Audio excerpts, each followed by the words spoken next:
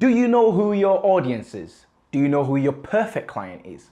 It's a very, very difficult question to ask, but a lot of businesses are just trying to market to everyone and anyone. Today, episode 19 of SOS Creativity, we're going to be covering the topic of how to define your target audience. Are you like most businesses, doing a lot of marketing activities but not seeing a lot of results?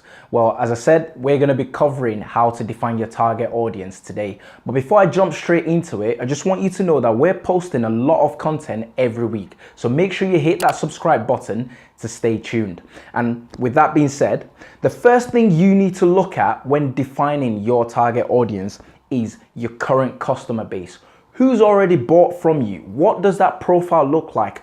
How tall are they? Or depending on the type of product you're selling or service that you're selling, maybe their height might be a requirement. Or what demographic are they? Are they male? Are they female? What age group do they fall on that? Looking at your existing customer base will give you a very good idea of who you should be targeting. The second thing you need to look at to define your target audience is your competitors.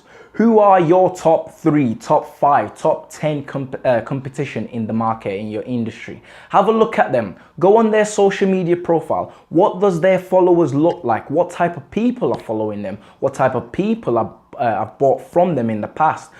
Having a look at your competitors, this will give you a much better idea of the type of people that you need to go out and target. The third thing you really need to look at is your product or service. You got to think about it backwards. Who is going to get the most benefit from the product or service that you're offering? Working backwards will give you a much better idea of the type of people you need to go out and target. The last thing to look at to help you define who your ideal customer is your demographics. I touched on this earlier in point number 1 with the current customer base. By looking in depth at the demographic of your customer base and your competitors' customer base, you're going to be able to quickly define who exactly you need to be targeting. So as part of your demographic research, you should be looking at things like the job title, for example. What does the job title of your customer look like? In our case, it'd be someone like a CEO, director, managing director, marketing director, or potentially a financial director, because they might make decisions. So what does that look like for your business? What does that look like for your product or service that you're offering? In addition to that, you should also be looking at the marital status. Are they single? Are they married? Are they divorced? This will give you insights into the type of people you should be targeting to help you reach that perfect customer. Also, things like ethnic background. Are they Caucasian, Asian, African, other? What does this look like for your product or service? Are they a parent or are they not? Does that have a bearing on the product or service that you're offering? What's their attitude type? What's their personality traits? Knowing this type of information will give you a much better idea of the type of people you need to be targeting. And location's a massive one. Where is your product or service location based? Where are the people that you're looking at targeting?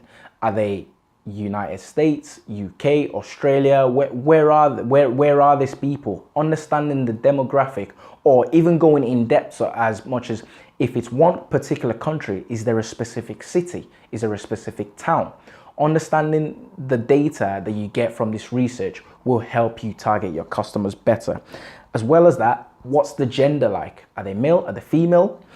And the age range, what bracket do they fall under? Because it's irrelevant. For example, if you're targeting a customer within the 30 plus, say 30 to 59 age bracket, you know straight away that Snapchat is not the platform for you to try and target, because the majority of your age range will not use that platform.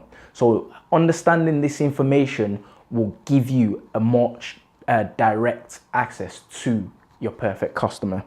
And finally, if you're in the B2B space, what does the company turnover look like? What does the salary of the person that makes a decision look like? So understanding these key information will help you have a much better aim or much better chance at reaching your potential customers. So looking at those 4 points will help you define who your target audience is and do the work. We've provided you with a free PDF. Get those information down on paper, and that would help you build a profile so that when you're targeting these people, you know where to aim. That's all we have for you today. As I said, we post videos every week, so make sure you subscribe to our channel so you are the first in line to get the content. If you have any thoughts, comments, questions, leave them in the comment section below. And if you want to reach me, my handle is @StephenSaladimi on pretty much all platforms. Till next week, bye for now.